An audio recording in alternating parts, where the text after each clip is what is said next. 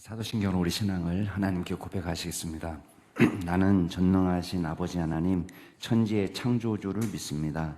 나는 그의 유일하신 아들 우리 주 예수 그리스도를 믿습니다. 그는 성령으로 잉태되어 동정녀 마리아에게서 나시고 본디오 빌라도에게 고난을 받아 십자가에 못 박혀 죽으시고 장사된 지 사흘 만에 죽은 자 가운데서 다시 살아나셨으며 하늘에 오르시어 전능하신 아버지 하나님 우편에 앉아 계시다가 거기로부터 살아있는 자와 죽은 자를 심판하러 오십니다. 나는 성령을 믿으며 거룩한 공교회와 성도의 교제와 죄를 용서받는 것과 몸의 부활과 영생을 믿습니다. 아멘. 우리 찬송가 376장으로 하나님 찬양하시겠습니다. 376장입니다.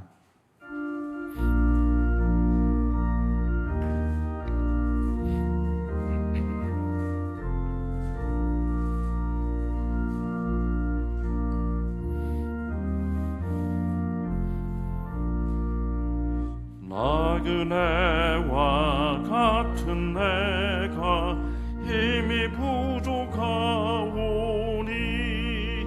전능하신 나의 주여 내 손잡고 가소서. 하늘 양식 내게 먹여주소서. 하늘 양식 내게 먹여주소서. 수정 같은 생명수로 항상 되어주시고 불과 구름 기둥으로 갈 길 인도하소서. 나의 주여 힘과 방패 되소서. 나의 주여 힘과 방패 되소서. 요단강을 건널 때에 겁이 없게 하시고 저기 백은 가나안 땅 편히 닿게 하소서. 나의 주께 항상 찬송 드리리. 나의 주께 항상 찬송 드리리.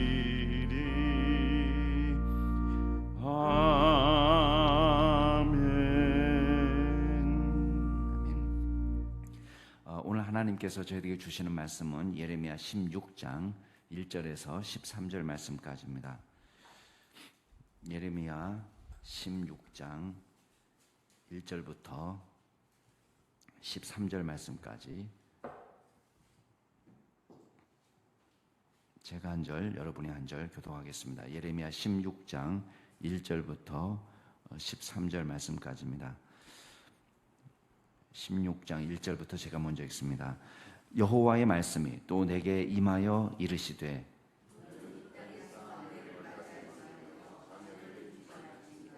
이곳에서 낳은 자녀와 이 땅에서 그들을 해산한 어머니와 그들을 낳은 아버지에 대하여 여호와께서 이와 같이 말씀하시오니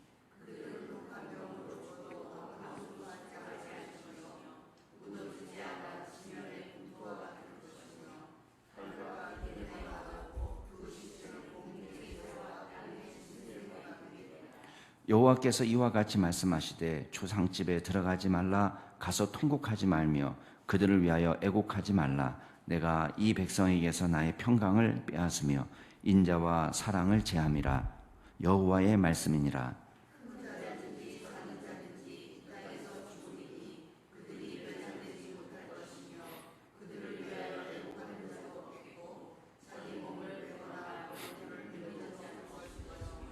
그 죽은 자로 말미암아 슬퍼하는 자와 떡을 떼며 위로하는 자가 없을 것이며 그들의 아버지나 어머니의 상사를 위하여 위로의 잔을 그들에게 마시게 할 자가 없으리라.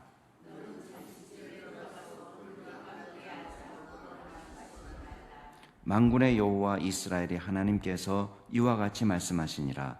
보라, 기뻐하는 소리와 즐거워하는 소리와 신랑의 소리와 신부의 소리를 내가 내 목전 내 시대에 이곳에서 끊어지게 하리라.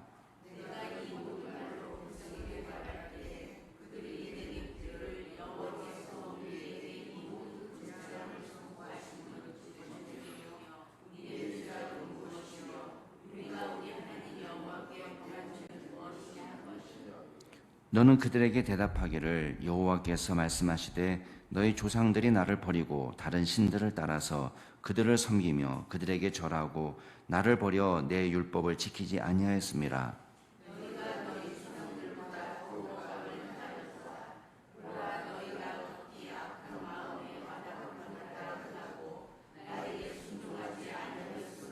함께 읽겠습니다. 내가 너희를 이 땅에서 쫓아내어 너희와 너희 조상들이 알지 못하던 땅에 이르게 할 것이라.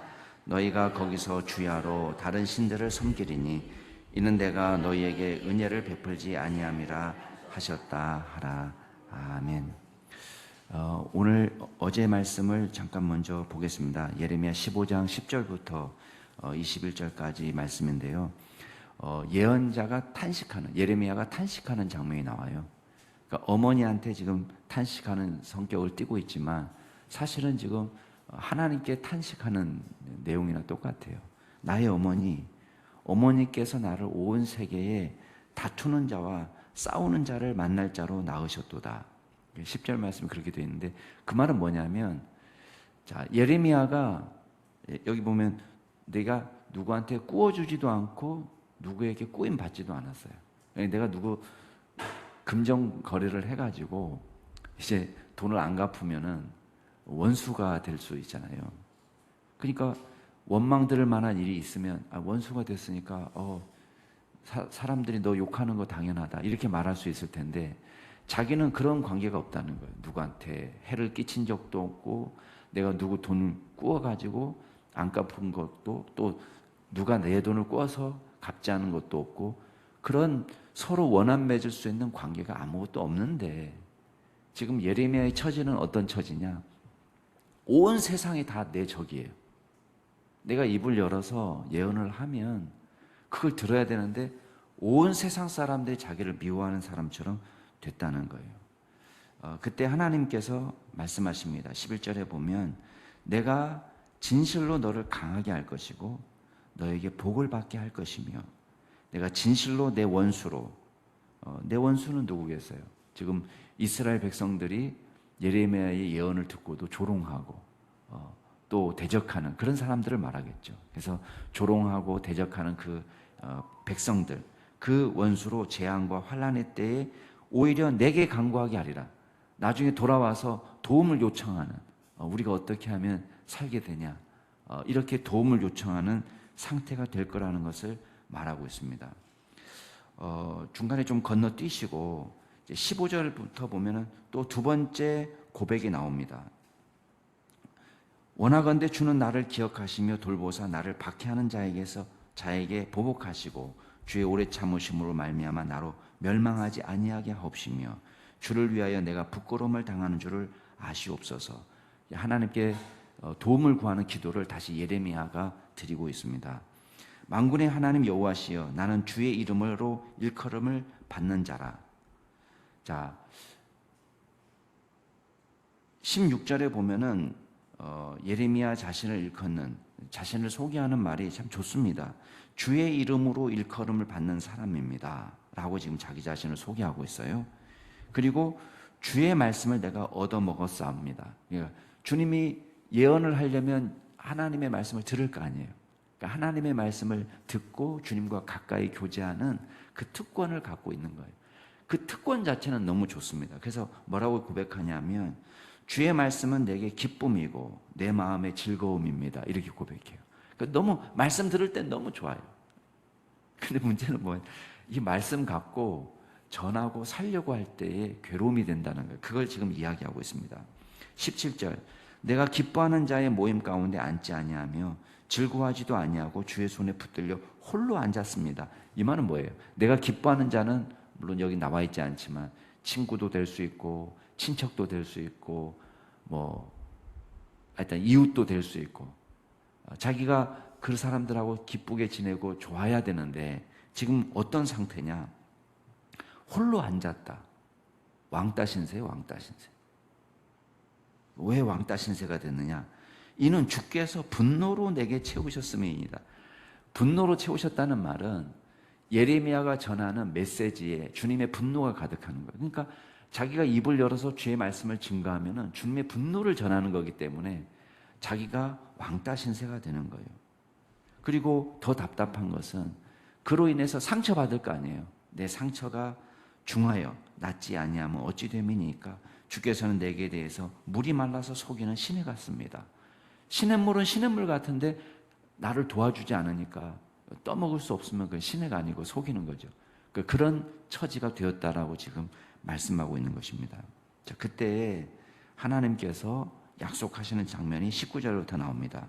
여호와께서 이와 같이 말씀하시되 내가 만일 돌아오면, 자, 뭐 회개한다 이런 의미도 되지만 지금 예레미야의 상태는 어떤 상태예요? 낙심된 상태예요. 하나님 일을 하다가 낙심하고 주님을 원망하고 또 실망하고 그런 상태입니다. 그런 상태를 박차고 일어나서 하나님께 돌아오라는 거예요. 다시 내가 너를 다시 이끌어서 내 앞에 세울 것이다. 내 앞에라는 것은 뭐겠어요? 하나님의 대변자로 다시 세운다는 거예요. 그러니까 예언자의 역할은 그건데 지금 낙심해가지고 내가 말하면 사람들이 상처받고 오히려 나를 미워하고 전 세계가 나를 대적해서 싸우는, 내가 마치 싸움닭처럼 여기 가도 저기 가도 분쟁을 일으키는 사람처럼 자기가 돼버렸단 말이에요. 그런 상황 속에서 하나님이 야, 너 다시 돌아오면 내가 너를 나의 대변자로 세워주겠다. 내가 만약 헛된 것을 버리고 귀한 것을 말한다면, 귀한 것은 뭐겠어요? 하나님의 메시지를 다시 말한다면 너는 나의 입이 될 거다. 그들은 내게로 돌아오고 그들은 조롱하던 그 이스라엘 백성들이 너에게 돌아올 것이고 너는 그 이스라엘 백성들이 너에게 돌아오면 돌아왔지 너는 그들에게 돌아가지 마라. 이렇게 말합니다.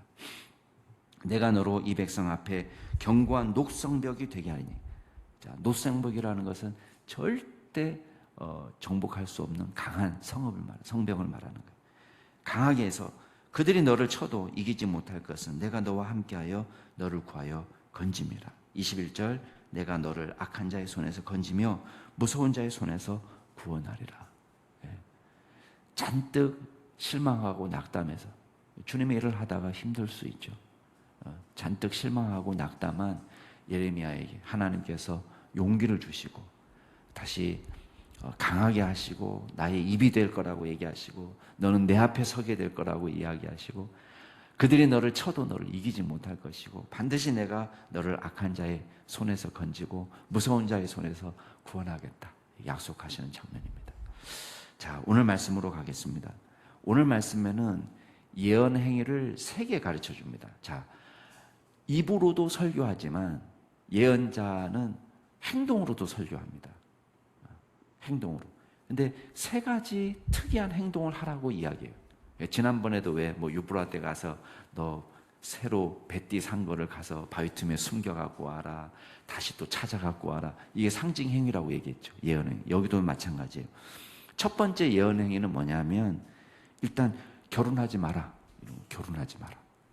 그러니까 노총각이 돼가는데 결혼을 못하게 하는 거예요. 그러면 사람들이 와서 물을 거예요.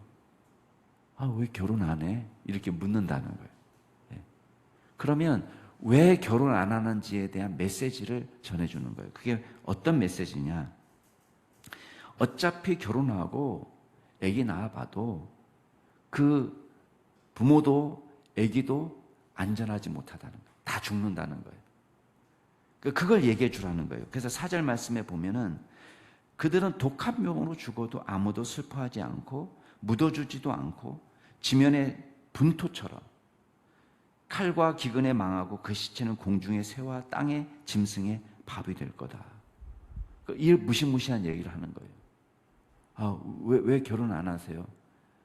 결혼해도 소용없는 시대가 오는데 그 시대에 독한 병으로 죽고 칼로 죽고 전쟁이 나서 기근으로 죽고 그 부모도 죽어서 애를 키워줄 수 없고, 아기를 낳아도 애가 죽어서 부모가 키울 수 없고, 그런 재앙의 순간이 오게 되고, 심지어는 사람이 죽었는데 묻어줄 사람이 없을 정도로,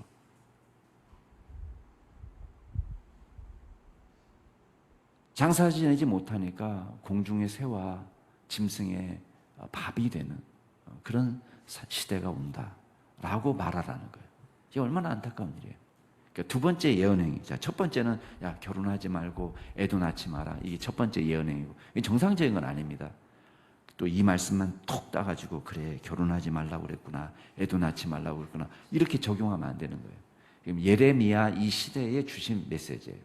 왜 제가 얘기하냐면, 이 구절에 필 받아서 진짜 오랫동안 노총각으로 지낸 분을 제가 알고 있습니다. 예, 예. 나중에는 참다 결혼했어요, 그분도. 예. 자, 두 번째 예언행위가 뭐냐면, 초상집에 가지도 말고, 통곡하지도 말고, 애곡하지도 말고. 왜? 이 백성에서 나의 평강을 빼앗고 인자와 사랑을 제한다. 자, 상이 났어요. 상이 났어. 그럼 상이 나면 어떻게 돼야 돼요? 그 집에 조문 가야 되잖아요. 근데 지금 예레미야 보고 야, 조문 가지 마라 이러는 거예요.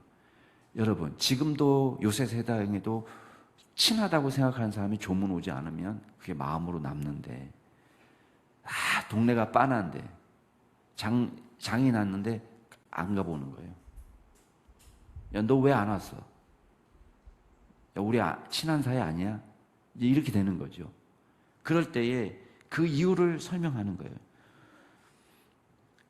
6절 말씀에 보면은 큰 자든지 작은 자든지 입장에서 다 죽는 날이 오는데, 장례식이 얼마나 많이 나는지, 장례식이 아예 갈 수 없을 만큼 장례가 많이 나가지고 매장할 사람도 없고 애곡할 사람도 없고, 사람들이 와서 몸을 베거나 머리털을 미는 이 사람들은 곡해주는 거예요. 슬퍼해주는 사람이 없는 거예요. 그 죽은 자로 말미암아 슬퍼하는 자도 없고, 떡을 떼며 위로하는, 상갓집에서 그래도 육개장이라도 먹으면서 떡이라도 먹으면서 위로해 줄 사람도 없는 거예요. 그들이 아버지나 어머니의 상사를 위해서 위로의 잔을 그들에게 마시게 할 자가 없으리라. 어차피 앞으로 상 나도 장례식에 가서 상 치러줄 수 있는, 위로해 줄 수 있는 친구들이 그럴 정신이 없어. 왜? 큰 자나 작은 자나, 뭐 고위직이나 천한 사람이나 나이가 많은 사람이나 적은 사람이나 가리지 않고 장례가 막 계속 나는 거예요. 그러니까 뭐 정신이 없어요. 정신이 없어. 그 장례식장에 다 가보니, 왜? 묻어줄 사람도 없는데, 장례식 치러줄 사람도 없는데, 거기 가서 한가하게 앉아가지고 장례식장에서 밤새면서 위로해 줄 사람이 어디가 있습니까? 아무도 없다는 거예요. 이게 상징 행위예요. 그래서 야, 너 왜 야, 앞으로는 있잖아, 상갓집에 가고 싶어도 못 가는 시대가 오는 거야. 하나님의 재앙이 오고 있어. 이걸 예언하라는 거예요. 이게 상징 행위입니다.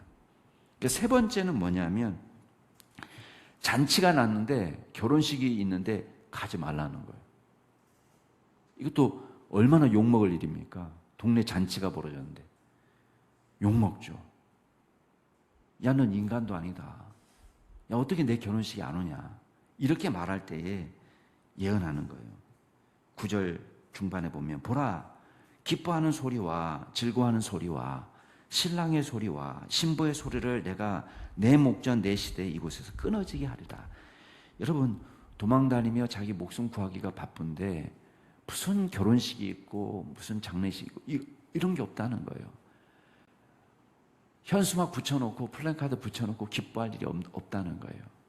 그래서 즐거운 소리, 기뻐하는 소리, 신랑의 소리, 신부의 소리, 이런 것들이 다 끊어지는 그런 시대가 오게 된다. 이제 얼마 없어서 나라가 망하게 되면 그 얘기를 지금 하는 것입니다.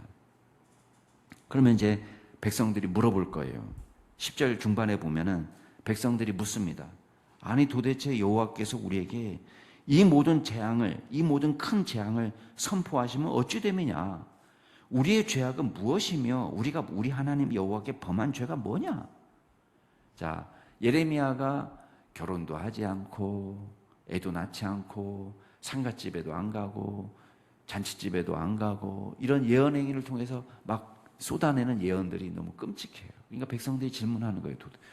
아니 도대체 우리가 무슨 잘못을 했길래 하나님이 우리에게 이렇게 하냐. 자기가 잘못을 저질렀는데도 요만큼도 잘못을 몰라요. 예. 그래서 막 삿대질하는 거예요. 우리가 하나님 앞에 무슨 잘못이 있냐고 막 이런다고요. 근데 11절에 하나님께서 말씀하십니다. 일단은 너희 조상들이 나를 버렸고 다른 신들을 따라갔고 섬기고 절하고 율법 지키지 않고 우상 숭배했다는 거죠. 그다음 두 번째, 조상들만 잘못했네. 아니에요. 너희가 너희 조상보다 더 나쁜 짓을 했다는 거예요. 조상들의 우상 숭배는 우상 숭배가 아니에요. 오히려 더 우상 숭배를 많이 하고 더 율법을 어기고 각각 악한 마음의 완악함을 따라 행하고, 자, 하나님의 말씀을 따라가야 될 사람들이 자기 소견에 오른 대로. 자기 소견은 어떤 소견이에요? 타락한 본성, 죄의 본성을 따라서 행하고 있다고요.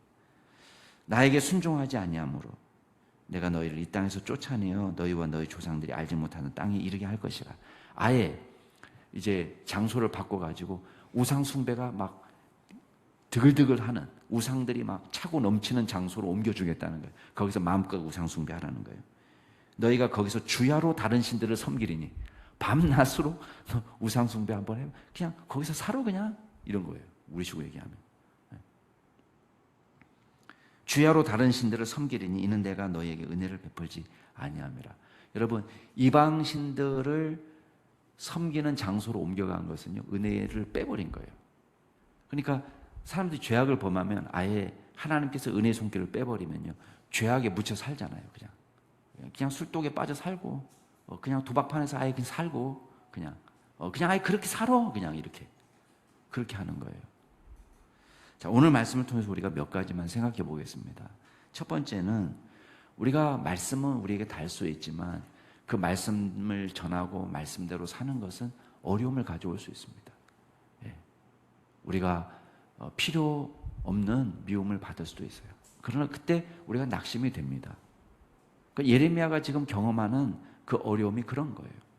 사실 저 사람한테 내가 돈 꿔서 안 갚은 것도 아닌데 하나님의 말씀을 전해줬을 뿐인데 괜히 미움을 받는 거예요.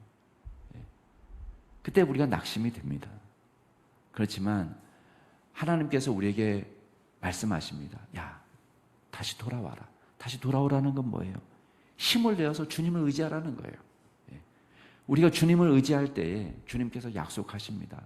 우리가 주님 앞에 서게 되고 주님의 대변자로 너는 나의 입이 될 거다. 주님의 마음을 증거하는 주님의 대변자로 내가 너를 강하게 하고 노성벽이 되게 할 거다. 아무리 쳐도 극복할 수 없는 강한 성, 악한 자의 손에서 구원하고, 이게 하나님의 약속입니다. 그래서 우리가 낙심될 때가 있지만 다시 일어나서 주의 복음의 사람으로 증인으로 살 수 있기를 바랍니다.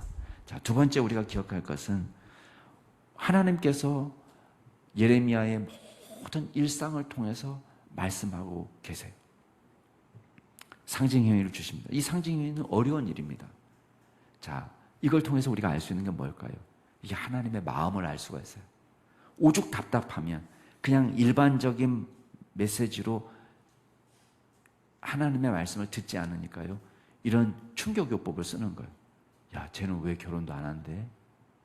쟤는 왜 상갓집에 안 다녀? 쟤 왜 잔치집에 안 가? 그런 동네 사람들이 다 이상하게 생각하는 그 상징 행위를 통해서 어떻게 하시는 거예요? 주님의 마음을 전달하고 싶으신 거예요. 너무 듣지 않으니까. 자, 주님의 마음은 뭐예요? 주님의 마음은 우리가 심판을 받고 죽는 것이 아니고 주님의 말씀에 귀를 기울여서 주께로 돌아오게 하는 것입니다.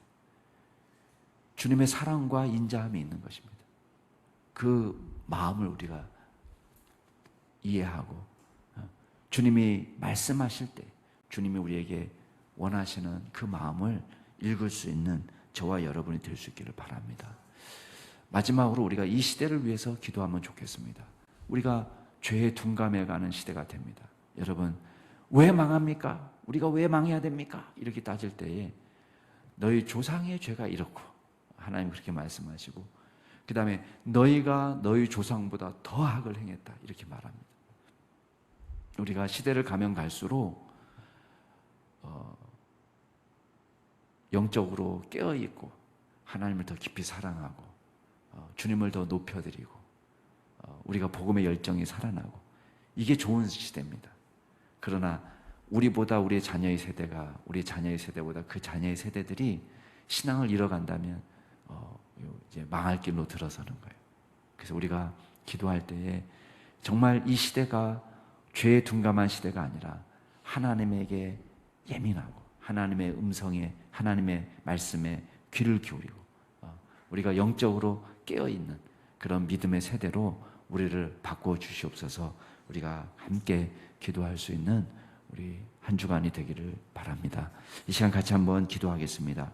첫 번째, 우리 기도하실 때에 우리 이 나라의 영성을 위해서 기도해 주시고 이 나라가 다시 복음으로 돌아서도록 너무나 사건 사고가 많습니다.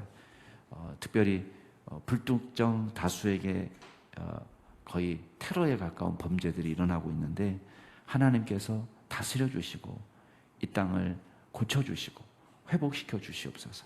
안전한 사회가 될 수 있도록 주님을 잘 섬기는 사회가 되도록 위해서 기도해 주시고, 두 번째 기도하실 때는 여러분의 다락방 순원들을 위해서 기도하실 때에 한 주간 주 안에서 믿음으로 승리하도록 위해서 기도해 주시고, 마지막으로 기도하실 때 우리 청년부 수련회를 위해서 기도해 주시고, 한 가지 더 추가하면 우리 환우들을 위해서 기도하실 때에 우리 이재은 집사님 대상포진으로 고생하는데 입원되지 않도록, 다시 재입원하지 않고 잘 치료될 수 있도록 하나님께서 도우시도록 위해서 기도해 주시고, 또 우리 이세영 집사님이 오늘 사실은 담낭암 수술을 받습니다. 우리 이세영 집사님이 이제 잘 수술을 받고 회복할 수 있도록 그 이후의 모든 치료 과정에도 하나님께서 함께 하시도록 위해서 기도해 주시기 바랍니다. 우리 나라를 위해서, 우리 성도들을 위해서, 또 우리 청년부 수련회와 또 환우들을 위해서 같이 통성으로 기도하시겠습니다. 존귀하신 하나님 아버지, 이 나라를 주님께서 불쌍히 여겨 주시옵소서. 주여, 이 나라가 온전히 주님의 복음으로 변화되고 새로워지는 귀한 나라가 될 수 있기를 원합니다. 아버지 하나님, 이 민족이 정말 시대가 갈수록 더 하나님 앞에 영적으로 깨어있고 하나님의 말씀을 사모하고 주님의 말씀의 종들이 될 수 있도록 도와주옵소서. 복음으로 새로워지는 이 민족이 될 수 있도록 주님께서 역사하여 주시옵소서. 아버지 하나님, 세월이 갈수록 이 나라가 더 주의 복음으로 충만하게 되어지고 하나님의 말씀으로 올바로 세워지는 귀한 나라가 될 수 있게 하여 주시고, 주여, 지금보다 그 다음 세대가, 그 다음 세대보다 그 다음 세대가 더 주님을 잘 믿는 그런 세대가 될 수 있도록 주님 역사하여 주옵소서. 아버지 하나님, 주님께서 정말 불특정 다수에게 대한 정말 테러에 가까운 범죄들이 일어나고 있습니다. 많은 사람들이 불안에 떱니다. 하나님, 안전한 사회가 될 수 있도록 도와주시고, 아버지 하나님께서 다스려 주셔서 주여, 우리 마음에 그 악한 마음들을 주께서 주여 녹여주시고, 하나님, 이 사회가 하나님을 섬기는 믿음의 종들로 주님께서 주시는 평강과 기쁨으로 충만한 사회가 될 수 있도록 주여 인도하여 주옵소서. 아버지 하나님, 한 주간 우리 성도님들이 세상에서 살아갈 때에 하나님께서 우리를 도와주시고 주님과 동행하는 자의 기쁨이 충만하게 하여 주시고, 하나님께서 우리를 새롭게 하여 주셔서 주여, 가는 곳곳마다 주여, 어느 곳에 있든지 살림을 하든지 또 자녀를 키우든지 또 직장에서 일을 하든지 사업을 하든지 하나님께서 정말 학업에 있든지 주님 지혜와 명철을 더하여 주시고 맡겨진 사명을 잘 감당하게 하여 주시고, 주님과 동행하며 모든 일들을 감당할 때에 주께서 주시는 평강과 기쁨이 충만하도록 주여 인도하여 주옵소서. 아버지 하나님, 청년부 수련회를 위하여 기도합니다. 하나님께서 다스려 주시고 하나님께서 친히 역사하여 주셔서 성령 충만한 수련회가 되게 하여 주시고, 우리 수련회 기간 동안에 주님을 깊이 만나고 말씀으로 새로워지는 기적이 일어나게 도와주옵소서. 우리 이재은 집사님 대상포진으로 오랫동안 수고합니다. 하나님, 고통합니다. 주님께서 어루만져 주시고 고쳐주시고 회복시켜 주셔서 주여, 입원하지 않고 주여 깨끗하게 치료될 수 있게 하여 주시고, 하나님, 통증도 주님 감하여 주시고 하나님께서 컨디션도 좋게 하여 주셔서 온전히 회복할 수 있게 하시고 우리 이세영 집사님 주님 암 오늘 수술합니다. 주님 담낭암 잘 수술하고 또 전이된 간도 잘 수술해서 건강을 회복할 수 있도록 주님 인도하여 주옵소서.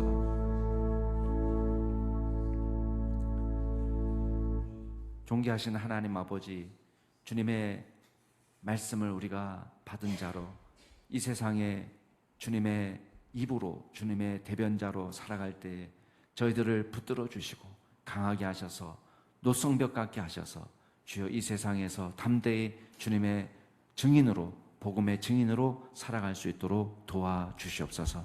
한 주간 주님과 더불어 동행할 때 주께서 특별히 지혜와 명철을 더하여 주시고 또 귀한 필요한 사람들도 만날 수 있도록 도와주셔서 한 주간 주님께서 맡겨주신 세상에서 살아갈 때 하나님이 주신 힘으로 능히 감당하게 하시고 주님께서 저희들을 통하여 영광받아 주시옵소서.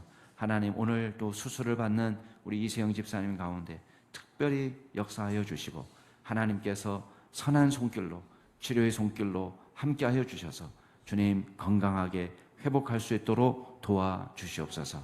감사드리며 모든 말씀 우리 구주 예수 그리스도의 이름으로 기도드리옵나이다. 아멘. 하늘에 계신 우리 아버지, 아버지의 이름을 거룩하게 하시며 아버지의 나라가 오게 하시며 아버지의 뜻이 하늘에서와 같이 땅에서도 이루어지게 하소서. 오늘 우리에게 일용할 양식을 주시고 우리가 우리에게 잘못한 사람을 용서해 준 것 같이 우리 죄를 용서하여 주시고 우리를 시험에 빠지지 않게 하시고 악에서 구하소서. 나라와 권능과 영광이 영원히 아버지의 것입니다. 아멘. 오늘도 주 안에서 복된 하루 되시기 바랍니다.